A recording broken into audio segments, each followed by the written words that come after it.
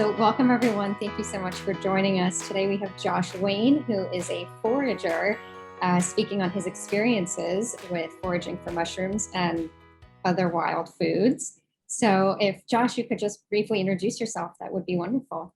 So everyone, I'm Josh Wayne. I live in Atlanta, Georgia.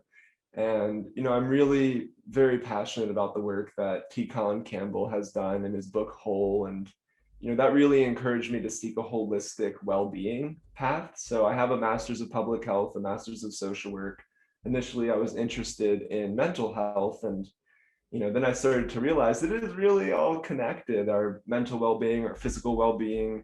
Around that same time, I've been into foraging for the past 10 years. So, really combining these ideas of mental well-being, physical well-being, foraging, the whole food plant-based diet, that's really what I'm all about. Wonderful. So we'll just start with a very simple question. What is foraging? That's a great question. And, one that has a technical definition. Really, foraging is anything that grows from nature that, we can find and use that a human did not grow themselves. And so, you could go on a farm and you could see berries, or even if, let's say, your mother or father plants a blueberry bush. If you pick from that blueberry bush, you wouldn't be foraging. But if you pick the chickweed that grew underneath that bush, just grew out of nowhere, that would be foraging. So really foraging it can be going out into the forest, or it can just be picking something right out of your backyard that just grew because it grew. So I think a lot of people, their first instinct when they hear foraging, they have a question that pops into their head. And that question might be, is it safe? So is foraging safe? What would you say about the legality and the safety of foraging? Mm-hmm. Yeah, so I would say that foraging can be safe. It can be something that could get you into both potential legal trouble and potential physical harm, depending on if you forage something that's not edible. Just like going into the grocery store, you could end up in the laundry aisle and think that you're supposed to drink detergent or Tide Pods, let's say. I know that this has come up. People have been putting things, even nutmeg. If you take more than 2 tablespoons, I mean, that could seriously harm your life. So, we need to have a knowledge of what we put into our bodies. And what I tell people is don't ever eat something you're not 100% sure of. And in terms of the legality, I know we'll get to that a little bit later in the program, but each state park, each city park, each national forest has a confusing interweaving web of legality, and including each different state as well. So in some states like Maine, you can go onto private property and collect fiddlehead ferns, or you can collect mushrooms. And they tried to actually create a law in 2017 banning that practice, and nobody would go for it because why would you restrict somebody from going onto your property? And similar thing in Alaska, but then you go to California where you're not allowed to forage anything in a state park, or Georgia where you can't take anything out of a state park. So the legality is extremely tricky. I've started a group, Legalize Foraging USA, just because, it used to be legal to forage when we evolved over millions and millions of years. Before language even existed, that's what we had. And it can be legal again, I believe. And contrary to what you might think, we can do this sustainably as well. Absolutely. Yeah, I also wouldn't recommend just taking a bite out of anything we can find. I know that there's also some control around that. So another question people tend to have is it legal? That you said or you could talk about the laws in your specific area, but what about generally? Is it legal? Yes. So, well, generally, if we're talking about the first millions of years, before we even had language, it was completely legal to forage. Maybe there were disputes of people wanting the different trees. So I live in the United States, and that question and the laws. So I will share in the comments this law article from a professor out in Washington, but he goes through just how confusing these laws are. So you have the city level, we've got city parks. There's one right outside of my house. We have state parks, we have national parks, national forests, and each one has a different law. And I just want to read, I have some quotes prepared. So I'll read a quote from this is from Atlanta, where I live. And it says, it shall be unlawful for any person to molest, injure, or destroy foliage, plants, shrubs, flowers, trees, birds, or bird nests, squirrels, or rabbits in or upon the park.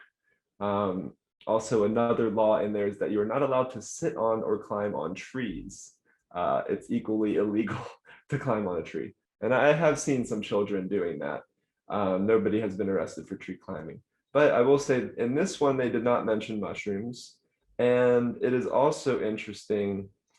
So you can do it if the mayor says it's okay. And just today, they just cut, and they just took lawnmowers and destroyed thousands of plants. So it is, there's a case where a man was arrested in City Park, New York, for foraging dandelions. And the media picked this up as like, you're going to destroy these dandelions anyways. And they ended up hiring the guy and, bringing him on. But even in different states and different cities, it can be illegal. And then I do want to just show, this is coming from this Fordham article, which I'll share. But this is just in Washington, D.C. There was a 2009 report on national parks. And let's see, so this was about mushroom foraging in Washington, D.C. And as of 2006, there's a park, the C&O Canal National Historic Park, and it allowed any forager to harvest up to 1/2 gallon of mushrooms per day. Then in 2007, the neighboring Rock Creek Park banned all harvesting of mushrooms and any wild foods. And then in 2008, Catoctin Mountain Park allowed foragers to gather no more than 1/2 gallon of mushrooms per day. And the report determined the same park, so that was in 2008, in 2007 permitted only less than 1 gallon. And then in 2006, it said small amounts. So what we have here is national parks, each national park, whether it's in the same state or right up the road, has their own superintendent's compendium where they publish the rules. So near me, you can have fruits and you can have nuts up to 1 gallon, I think, but not mushrooms or plants. And I've actually put in an appeal to the superintendent, encouraging them to consider mushrooms as more of a fruit than a plant. But it's complicated. And in national forests, some national forests you can. So this law article actually goes through 30 national parks, and they find things like in Washington State, you can forage as much as you want basically in every single park. And in Utah, you're not allowed to take anything. So it's there needs to be some regularity there. And I do briefly want to go into the history because I think it's important. So up until the 1800s, you were able to go onto people's private property and forage. That means find something that they did not grow. Then with the Civil War, well, I guess starting off, once we came over, the Native Americans were foragers. And people use this as a reason to say that they don't need to own land. And so they decided to push them off. They said, you can forage somewhere else. We're going to grow here and we're going to take that up. And then in the 1860s, after the Civil War, plantation owners knew that their slaves might be leaving. And the slaves were very good at foraging. They were good at hunting, and they could sell this and make a living. So they decided to make trespassing a criminal offense and made it extremely difficult for the slaves at the time to forage. And finally, in New York, the wealthy elite stopped the people living in rural New York and the Adirondacks from foraging. So we see a pretty a history built on racism and really capitalism to try and keep people on their farm working for free. If you leave the farm, you can't forage on our farm anymore. And you can't see those mushrooms that you like to get every year. You can't find all these things. So I'll say that laws continue to change. And the last thing I'll say about this is I have started a Facebook group, Legalize Foraging USA. And I just wanted to be perfectly clear that foraging is not illegal because of conservation issues necessarily. And the ways that we can go about legalizing it are mentioned, but if there is a reason to conserve a plant, we should let people know, avoid this area, please do not take these plants. They've done that in the Great Smoky Mountains, where you can forage anything except for ramps, which is like wild garlic. But we shouldn't default to everything being illegal. And this article has 5 different steps that we should take. So yes, it's very complicated. And if you do want to forage, go online and each park should have a rules and regulations, a compendium if it's a national park. Um, and sometimes they say you need a permit, but then you call them up and ask for a permit and they have no idea what you're talking about. So it's complicated. Yeah, absolutely. Well, even with it being so complicated, it sounds like you're very knowledgeable on the subject. So I want to ask if you have a formal education in foraging and if one in general needs a formal education to forage. Well, that was actually the reason I got into foraging. I was 16. I was taking, I guess it was environmental science, and this was around the time I learned about veganism as well. Um, and I realized that I knew more about, the Amazon rainforest than I knew about the deciduous forest in my backyard. I had no idea what the trees are, no idea what the plants were, the mushrooms.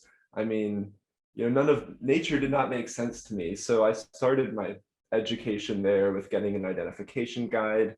At the time, I used Reddit, this mycology group, where you could post pictures and people would, help you out and, feel safe, help you feel safe with identifying some of the easier mushrooms. So I'll say some are super easy to identify and some you need a microscope to really get the species. And so they helped me with these things. And so over 10 years, I've been, I don't have a formal education. I have taken a natural history of Georgia class, but I have noticed I have friends that have taken, for example, this class fungi, friends and foe. And I asked them, like, did they ever take you outside to forage? And, not once.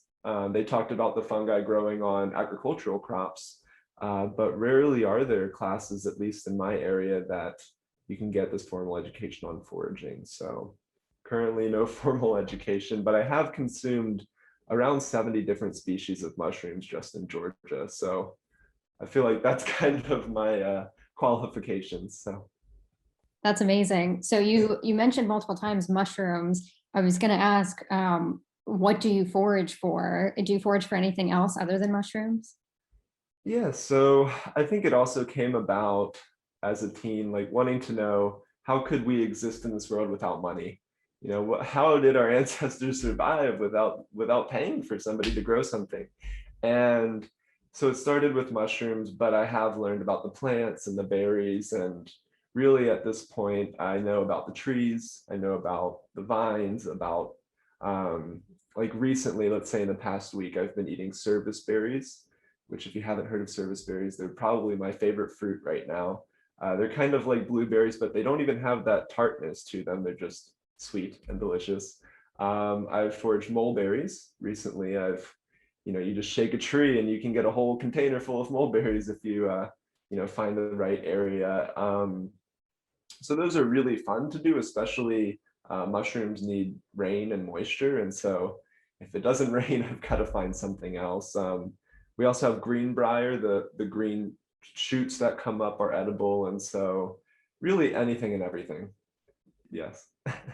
I guess that's a good point about berries. Where I'm from in Maryland has a lot of wild wine berries, Hmm. and they taste just like raspberries. They're a little more tart. And I never until this moment considered that that might be considered foraging because they're on public parks and it's legal to pick them, and they're so delicious. So I guess I have foraged even for just a moment. Yeah, exactly. Blackberries, a lot of people. I still need to find some. I have seen, especially in some parks, they spray with pesticides, blackberries, which I understand they're spiky. But we shouldn't really be spraying food that comes freely and is super packed with antioxidants. It doesn't make much sense to me. But yes, you have. So you've made that first step. Yeah. Um, so I guess you've touched on this a little bit, but what's the driving force between or behind why you got into foraging? Is it mainly health? Is it sustainability? What kind of drove you to that? Yeah, so it was really this kind of alienation with my home. I've been in Georgia for over 25 years now. And, growing up here, you'd think that you had like a better understanding. I actually started with mushroom foraging and I would see pictures of people in Washington. And I was so like envious of them because they had all these mushrooms. And I guess it was winter. And I was like, oh, Georgia is a terrible place to be. There's nothing here, there's nothing growing. And then of course, like Georgia is actually one of the best places to find mushrooms. So, I started off really knowing nothing. But it was that realization that if I really needed to survive without money, um, without this economic system, I think the pandemic has really made people think in this way as well. What would we do if our food system stopped functioning? And now currently a lot of our food systems are not sustainable. So what can we learn from what nature already provides? And like I said, I am not very successful at growing food, and I've never really had a garden or space to do that. So yeah, that's what got me into it. Have you ever grown mushrooms? So I do have I have failed miserably. I bought boxes. You have to keep them hydrated. By the way, I'll bring mushrooms home here in my house, and they'll dry out just on the counter. So you don't want a very humid house that will keep things moldy. So, but mushrooms do want humidity. So you need to make sure to attend to their needs, and that takes time and energy. Often humidifiers, spraying a lot. But I recently did purchase this bag of reishi that kind of grows on its own. I'm getting into the idea of growing mushrooms, but when you find 40 pounds of mushrooms that you didn't even do anything to grow and you've just gone for a hike, sometimes that's a little more fun than putting in 30 to 40 hours for maybe something that will come. But I have a lot of friends that are into mushroom growing, and you can get a very large amount of mushrooms that could feed a population on that as well. Yeah, absolutely. I did successfully harvest or grow 2 harvests full of blue oyster mushrooms in a New York City apartment. So it Yay. is possible. Yes, yes, it is possible. And you just have to know the needs of the mushroom and really how to take care of it. And I guess I didn't put that effort in. I mean, it's not easy, I can tell you that. You definitely talked about the benefits of foraging, but do you ever think about any drawbacks or downfalls of foraging, or at least, is it hard? Let's see, drawbacks. That's a good question. I mean, I don't really see very many drawbacks of foraging. I mean, there is, besides picking something that you haven't identified, or getting poison ivy. I think I have some poison ivy right here. I do know what poison ivy looks like, and I don't remember running into it. You can get bit by things, so especially certain mushrooms that bring you towards rivers or towards areas where there's snakes.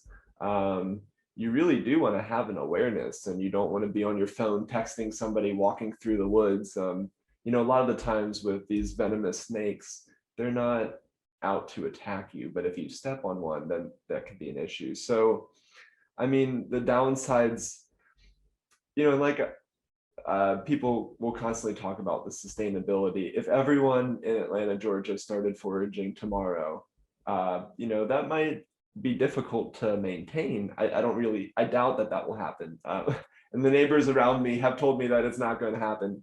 They're not going to start foraging.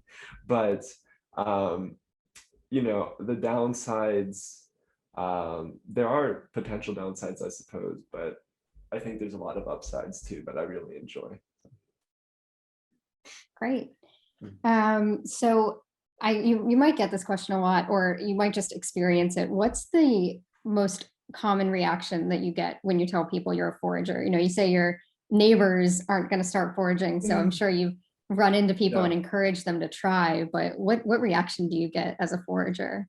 Well, I guess I should qualify that. I do have a lot of neighbors that are actually beginning to forage, including some that have gone on hikes with me through the neighborhood, but I know that every person in this neighborhood is not going to start. The common reaction, I think it's changing too, honestly. At the beginning, with mushrooms, people often ask, so are you finding the psychedelic mushrooms or something? Like they think there's only a few that you can find.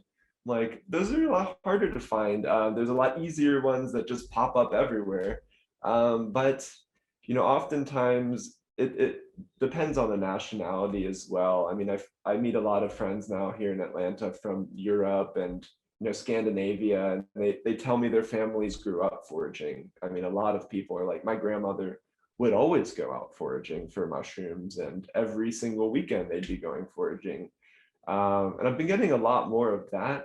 especially with the pandemic, people are really interested in, learning the land, really. So I guess the reactions have changed over time, and maybe it's trending, but people are more and more interested and, kind of intrigued at like, what are you foraging?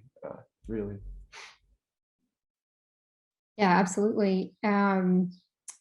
Why do you think it's not more common? Do you think people just not know about foraging? Do they think we covered, the legality? Do they think it's illegal? Why do you think it's not more common? Yeah, so it was very common when we were settlers in the US, from what I've been reading. And then with that illegality of it, that's definitely a factor. I think, well, we definitely don't teach it in schools. I can say that I took Georgia Natural History and that was in college. And we still didn't, we could have learned about plants, but we didn't go out, pick them, eat them. We didn't have that person there showing you how to do it. And if you really don't have a family member that's foraged, or you don't have somebody there taking you out and showing you, there is, difficulty in getting to that point of taking your first bite and feeling safe doing so. But when we say we, and I know there's an international audience here, there are definitely countries that love foraging, and Scandinavia, like I said, and Europe and Asia. Interestingly, a lot of the mushrooms I find here, I found one mushroom, Lactarius voluminous. It smells like fish until you cook it, and then it doesn't, which is interesting.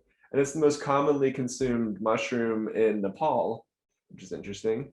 But I don't think anyone really, the mushroom people know about it, but it's like a lot of cultures really love foraging. They value it. Mexico as well. Just the US, we get our food from all over, and we go to the store, and it does take time. It's not, I don't just get lucky necessarily. I go for a lot of hikes.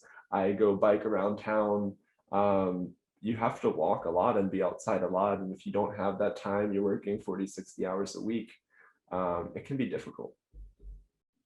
Yeah, absolutely. We have a clarifying question on Facebook Live. Could you explain what a compendium is? You mentioned that a bit Yes. earlier.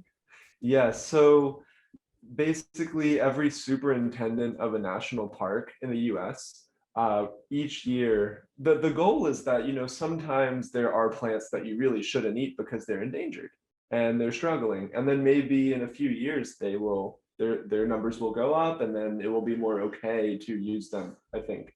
The default is usually that foraging is not allowed unless this compendium says you can have nuts, you can have fruits, you can have mushrooms, that kind of thing. So if you type in your local national park and you type the word compendium, it's a big word, right? That's already taking people out of it. Then you can find the actual rules. And one of it said no mushrooms except with a permit. And so I called them and asked for the permit, and nobody knew what I was talking about. So it's just, they make it complicated for a reason, I think.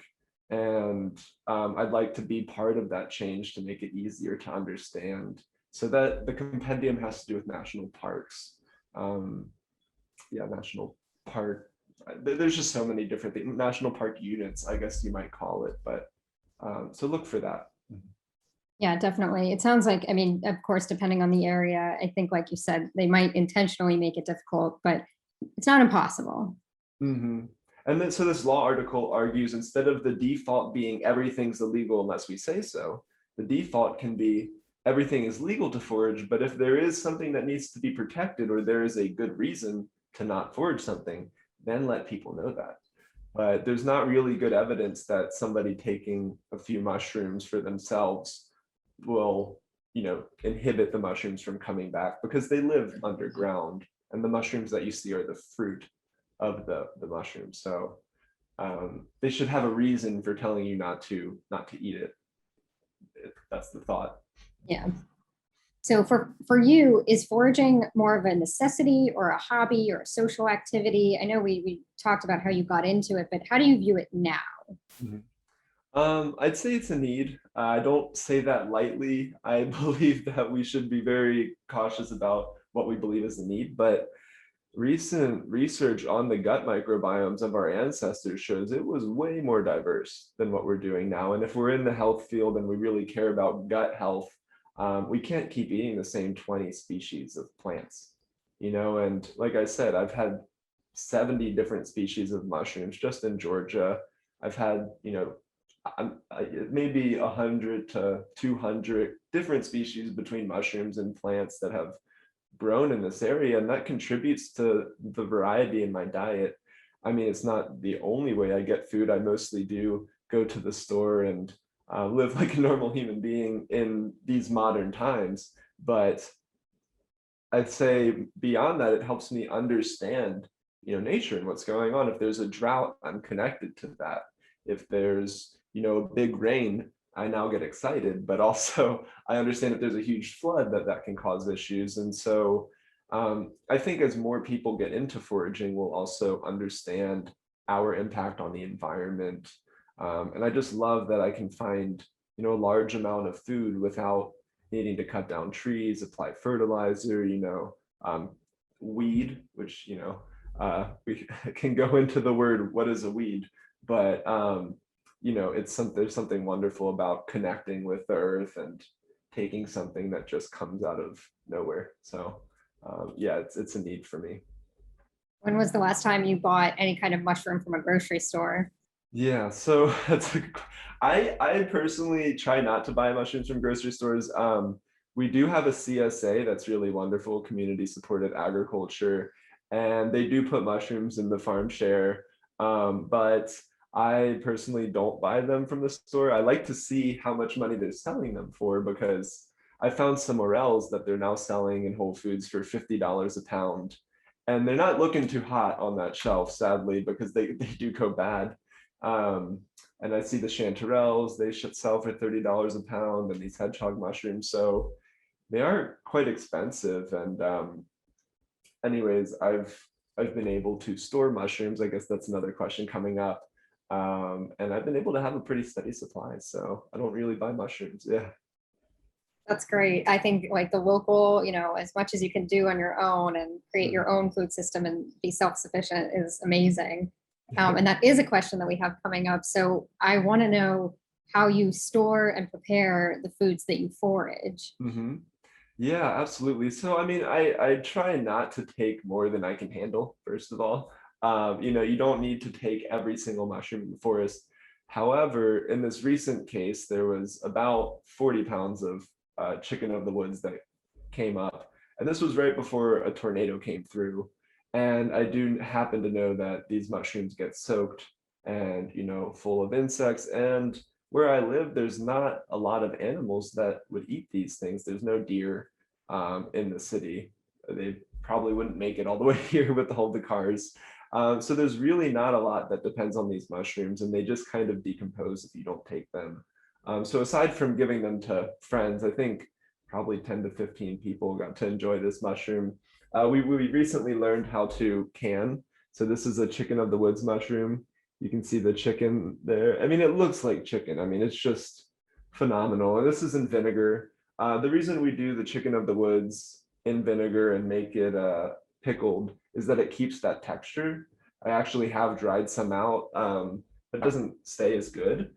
Then we have the, this is a, what do we call these? Wood ear.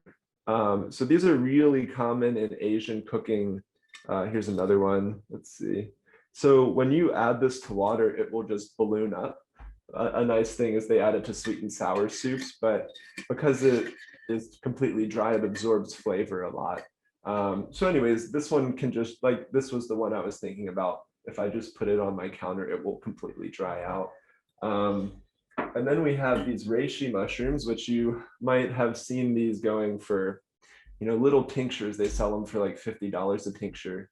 But anyways, these little reishi mushrooms here that you can, dry out, and it smells like chocolatey. It's very odd.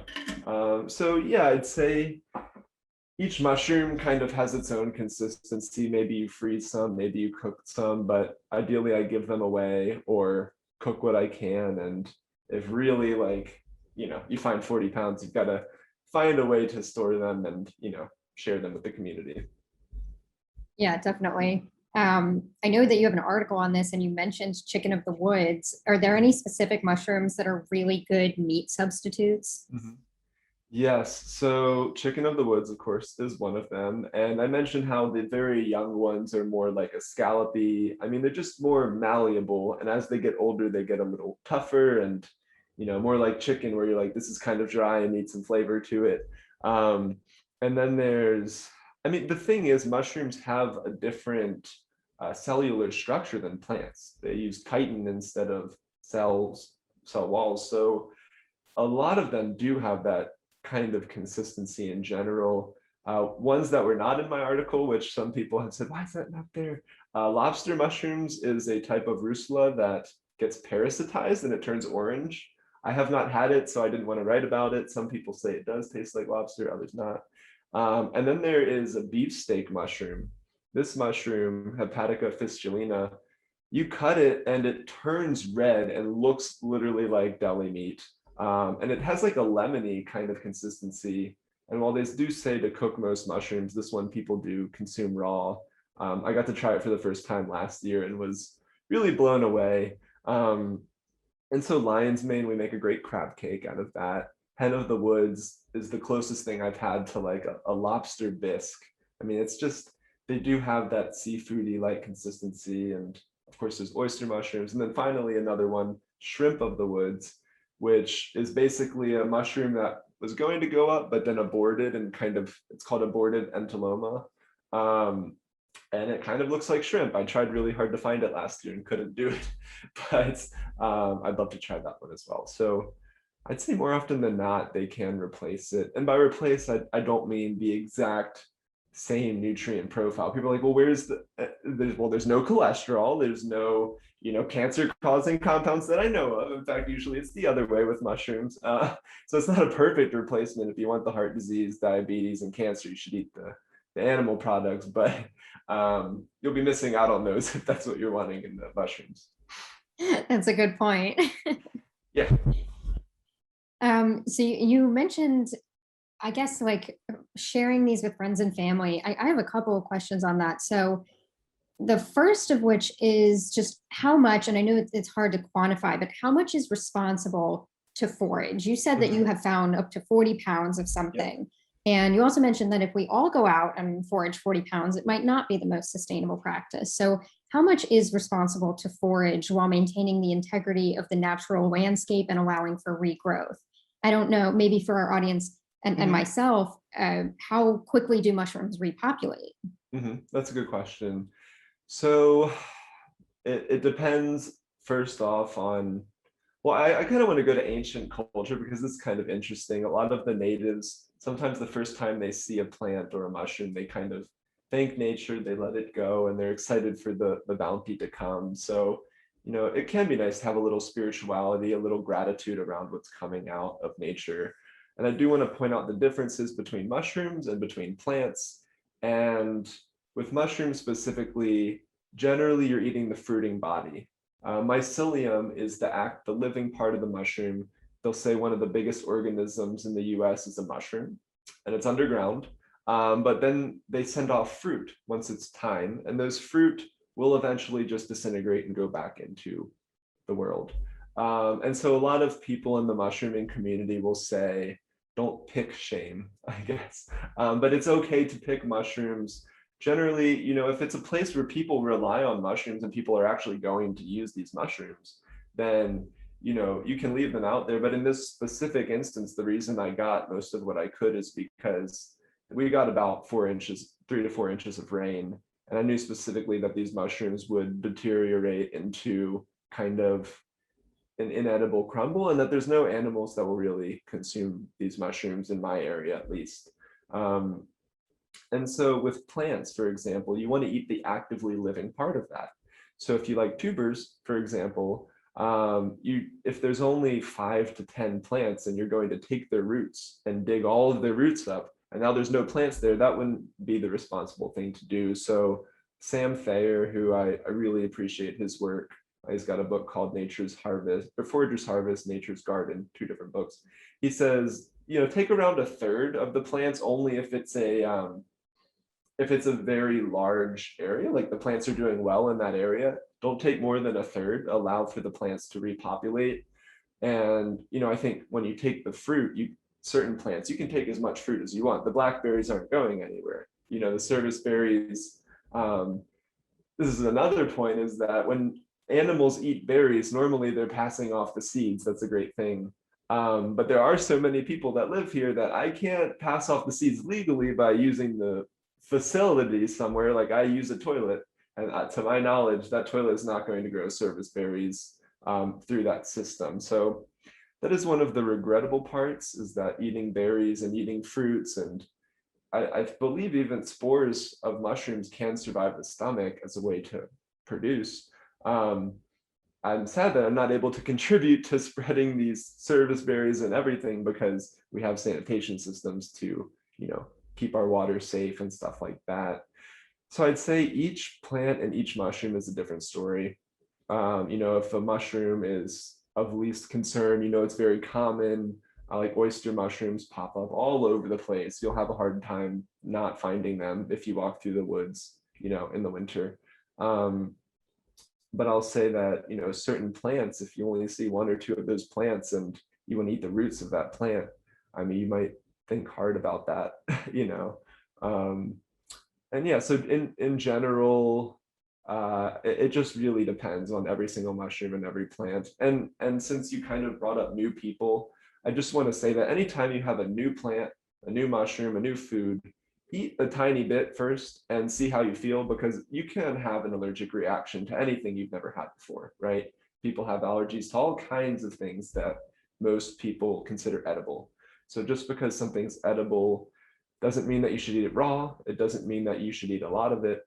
And a general practice is to, especially with chicken of the woods, because some people do have some stomach upset. Most people don't, but it is possible to try a bite, wait a day, try 2 to 3 bites, wait another day. If you still feel great, you can go for it. And I do think that, if you truly have no idea what to eat and you're lost in the woods, that kind of idea of just eating a small amount of something, even our deadly mushrooms, which I would highly consider nobody eating, a lot of them, at least for adults, sometimes you need to eat the whole cap, or half of a cap. So I've not tried it. I don't encourage people to try it, but really small amounts are better if you're going to have a reaction than eating a whole plate of something and then waiting to see what happens. So Yeah, absolutely. Another question about preservation is, do you actively keep aware of what foods are important to native populations, and do you avoid any of those types of foods when foraging? yeah, so I am aware of what's important to native populations. I'm also aware of, I guess, the sheer amount of food that will not be eaten. And that's a tough one as well, because we don't have a lot of the, let's say, our ecosystems have been disturbed. Like here in the city, we have a lot of chipmunks and we have a lot of squirrels, and there's not a lot of predators really keeping those populations in check, right? So there are native populations that could eat very similar things. But I think nature kind of has a way to figure it out. Like the trees with the mulberries, there's some mulberries 20 to 30 feet up that I will not be able to get unless I climb that tree. And I'm not climbing the tree. There are plenty of birds that are enjoying that can get to it. So it tends to work out where there's a good amount of food that I just cannot reach, and if something is within, we say the low-hanging fruit for a reason, if it is within reach, and if I am going to harvest a significant amount of something, it is something I'll think about. But at the same time, I'll say that, a lot of people, if you really enjoy, let's say, service berries, you can encourage people to plant more. Like that's the wonderful thing. It's like where we lived, when I lived in Athens, they did not plant fruit trees because they made a mess. So if people actually forage that mess, we have more food for our native populations. And since I do live very close to the city, sadly, there are not a lot of these animals that are like, for example, there's hundreds and hundreds of pounds of acorns that are falling, and I just don't see enough animals to really consume all of that. But if there were a case where native populations were being stressed, it's definitely something that I would consider heavily. But at the same time, our modern agriculture and the way we get our food is very costly. Like, I mean, even shipping these bananas in from another country, that has a huge cost on a lot of native populations. And we don't get to see oftentimes where our food comes from and what that's taking away from that population. So I think it is a give and take. And yeah, it's definitely something to consider. I don't have all the answers. Yeah, absolutely. I think the argument could be made that the modern industrial agriculture system is doing much more damage than a couple people foraging in the woods. Yeah, I want to say that as well. So in Colorado, you're not allowed to forage in state parks, but people can take their cattle and they can graze thousands of acres. But if I take a few lilies for a family, like, it could be illegal. And this was in Sam Thayer's books. It's like, how can they graze thousands and thousands of acres completely clean of edible food? But then if we do it, we're asked, are you thinking about sustainability? So yeah, the way that our agriculture system works is a lot less sustainable than just foraging. So. Absolutely. So we talked about the potential consequences or the risks of foraging, but do you have any direct evidence or any anecdotal evidence of the benefits, like ecological benefits of foraging? Do I have any? Well, I'll say one potential benefit. I don't know if this is evidence yet, but we just had 130-year-old oak tree fell in our neighborhood. We have very old oak trees right out here. I can see a dozen that are over 100 years. And when an old tree falls, as foragers of mushrooms, we know you need these old trees for amazing mushrooms to grow. If I want lion's mane mushrooms to grow and I want oyster mushrooms to grow, they will grow on that old tree. But the people here that are involved with beautification, instead of wanting that tree, they wanted grass and then another invasive plant. So as foragers, I was advocating. I sent them a list of 5 reasons why we should keep the tree. I really tried my best. But the people of this area preferred grass. And so I think that, and that Sam Thayer says this, is that by limiting foraging, we don't think the foragers are going to destroy the whole world, but foragers are going to demand that we protect the area. We don't want people spraying fertilizer where we forage our breakfast. We don't want people cutting down the trees and removing them and turning them into mulch. So I think most foragers are conservationists, and we do find a way to take care of the land, because I wouldn't spray a pesticide somewhere if I wanted to eat something that just came out of the ground. So I think that is evidenced by the fact that people are aware of what they're putting into the ground. I asked people who are trying to save a tree, they put an antifungal thing into the tree, and then they were wondering, well, is that the best thing? Like, will that impact my well-being? And so I think there's your evidence. If you want to eat it and you're concerned about pollution in general, you might pollute less. The irony lies in the fact that a lot of our food from the industrial system also comes from these heavily, pesticide-laden lands. So it's might be a safer alternative. Yeah. We have a question on Facebook Live, which actually is perfect for our segue into our next question. I wanted to ask about your friends and family, and if they forage. You mentioned your neighbors, and we had somebody ask, do you take people out to forage with you? Do you charge for this service? Is it something that is either a business or a hobby for you to help other people start foraging? Absolutely. So I do own my own business, and yes, the business initially was in empathy, and I still really love the empathy practice. I actually just started a Patreon today for empathy, EMPATEA. And so, yes, people do donate or give money for foraging hikes, and I do lead them throughout the city.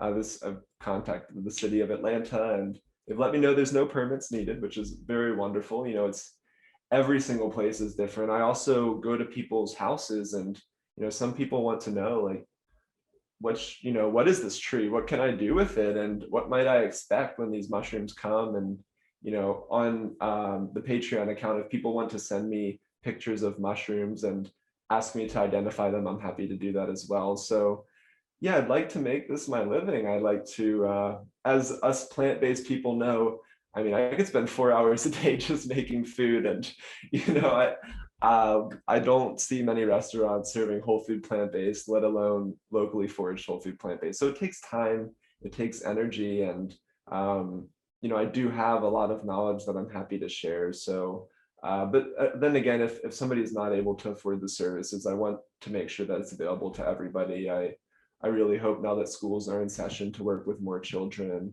I've worked on, you know, with multiple different summer camps with children, you know, teaching them about foraging and learning myself. So yes, it is a service. Thank you for asking. And I mean, it's really just a joy to take people out and show them what grows here in Georgia.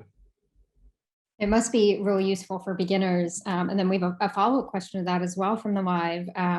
Any recommendations for a beginner's guide to foraging? And that also relates to what I wanted to ask about some of your favorite or most helpful resources, meaning books, videos, anything that you can recommend for beginner foragers. Mm-hmm. Well, I've got to plug the article, you know, how to start foraging with the Center of Nutrition Studies that I recently wrote.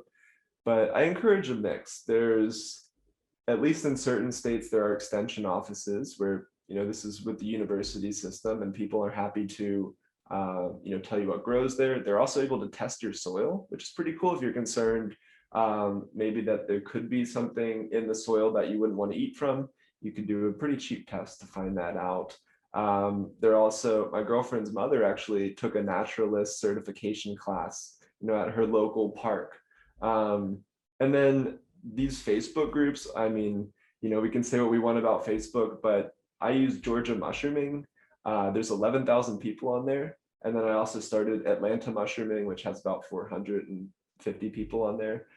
And so if you're able to get pictures of where the mushroom is growing, you get the top of the mushroom, the bottom of the mushroom. Sometimes you have to cut the mushroom in half and see how long it takes to turn a color, or if it didn't. Those are boletes. It's, you know, not every mushroom requires that kind of, I guess, attention, I'd say. But there are experts that, you know, I mean, it's fun to kind of go online and say, oh, yeah, I know what that is. I'm happy to tell you, and here's why. And I also do have a video that, you know, helps you identify experts. You do want to watch out. Some people might say it looks like something, and then it's really funny on Facebook because everyone puts the sad face right next to it.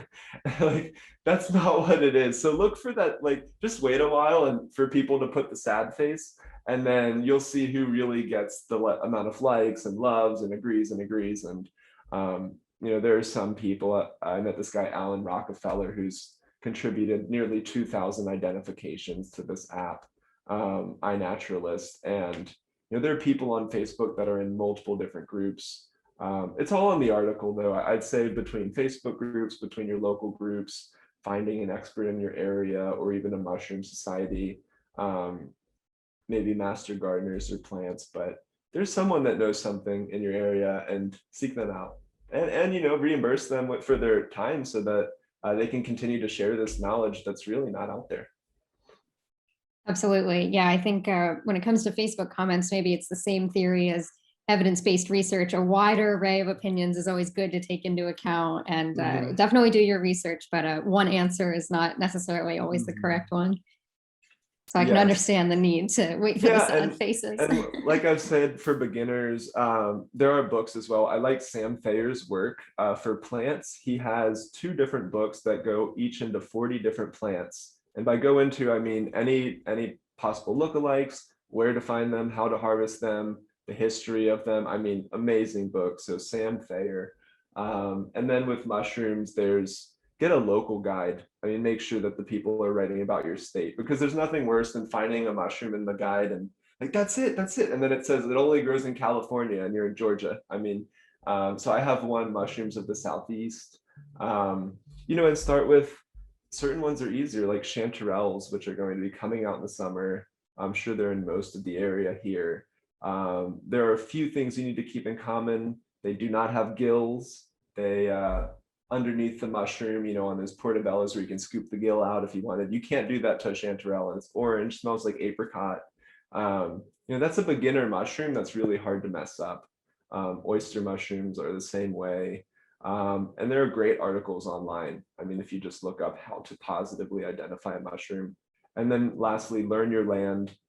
This guy, Adam Harrington, is in Pennsylvania, and he has a wealth of knowledge. So YouTube, Facebook, we have the power to learn all of this.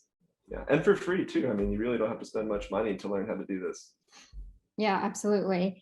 We have another question related to that. So, I mean, you mentioned the areas, and I'm sure this is also related to where you are in the world, but somebody asked if there's a best season for foraging mushrooms. Yeah, so it does depend where you are. The best season is when there's rain, generally, or some mushrooms will grow because there's a river and the tree is submerged in the river and it's giving water to the mushroom.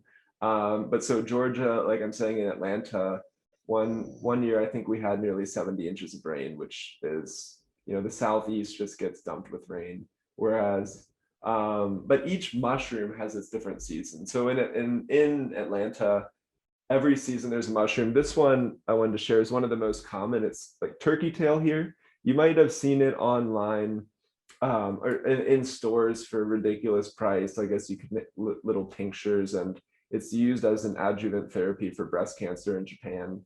I mean, there's a lot of research on turkey tail mushrooms.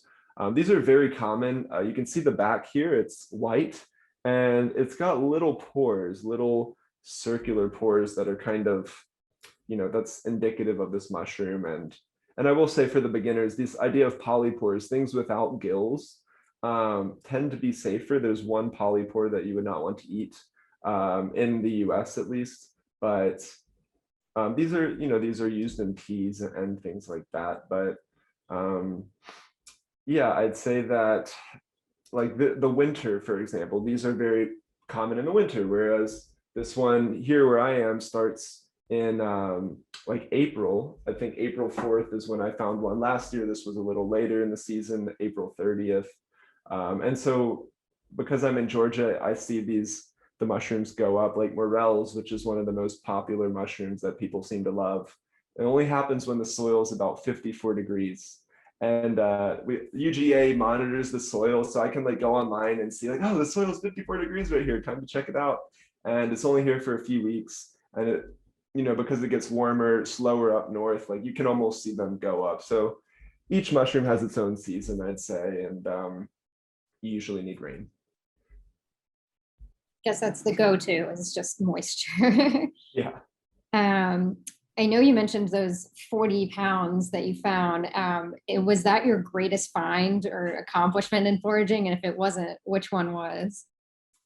So, I mean, that's a hard question. I mean, over a decade, it's really nice just to be able to, there's these moments where I'll be biking and I just see like a lion's mane. I remember it being in Athens and seeing a lion's mane, and I just had a raincoat on me, and so I put them in my raincoat, and I'm biking back like 2 miles just with this mushroom kind of jiggling on me. And I mean, the feeling of being able to find an amount of mushroom that you can give to friends and relatives and neighbors, and to enjoy a large amount of one of those mushrooms was in my article about fish replacements. That looks like, I mean, the lion's mane looks like a fish from the picture, but I can't put my finger on actually where I found these 40 pounds. The year before, I found a mushroom that kind of made me TikTok famous with like 50,000 likes and 360,000 views. It was the same mushroom, but in a very young stage.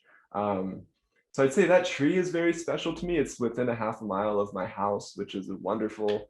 And just in general, being here in Atlanta with all of these old trees, I've been so amazed at how, like, within a half a mile radius, I've been able to find enough food to, really get me through and to be able to share with people. So I'd say the chicken of the woods has really been some of the, by the way, it's taken me like 7 years where I didn't find them at all to just like find them all last year and find them this year. It's really amazing gift, and I'd say that's probably my favorite. Yeah, it sounds like it's a skill that certainly takes some time to learn. I mean, it's not, I'm sure you can speak to this, but how long did it take you to really hone in on this skill? Yeah. And Mhm. can you just go out and do it, or does it take time? Yeah, so it takes years. And I'll I'll walk with my girlfriend. So okay, I'll say I do have pretty good vision. I've been told that I had 2010 vision, which I don't know how that plays in, but you start to notice things. You start to notice, at least in Georgia, to look near the rivers. Certain mushrooms, you'll notice, like the hen of the woods it grows next to the trees basically, and near red oak trees. So if you know your trees, you know the locations. I start to notice things that not everyone will. And then also sometimes the sun's just hitting it perfectly and it draws my attention. Like the thing is like glowing in the sun. That's a great way to find it. But once you find a mushroom, certain mushrooms, you can go back next year, and if it's rained the right time. So, I mean, as you've been foraging longer and longer, there are people that have their spots, and most people won't tell you their spots, by the way. Some people might. I have some really nice friends who have told me very wonderful spots. Shout out to Tom. You know who you are. But most people, I mean, some people make a living on foraging and they do not want to share where they find it. But once you do find, like morels, for example, people have their honey hole. I guess we need a vegan term for that. But they'll go and, year after year, just come to the same spot. So that's what experience gives, as well as, the area. For sure. Well, we have just a few minutes left. So if there is there anything else that you'd want to say to anyone, to beginners, to where to point people next? We talked a bit about resources, but anything else you'd like to say? Yeah, so one thing that I really hope to talk about is, well, I kind of think foraging as the like reductionist nightmare. Like, what is in my food? Well, it depends on the tree that you find it on, depends on the season. One, for example, will forage the greenbrier tips. Sometimes they taste sweet, sometimes they taste bitter, sometimes they taste like mushrooms. So you're not going to know what's in your food. I mean, you can do a soil test, but it'll tell you so much. And the research out there is really lacking.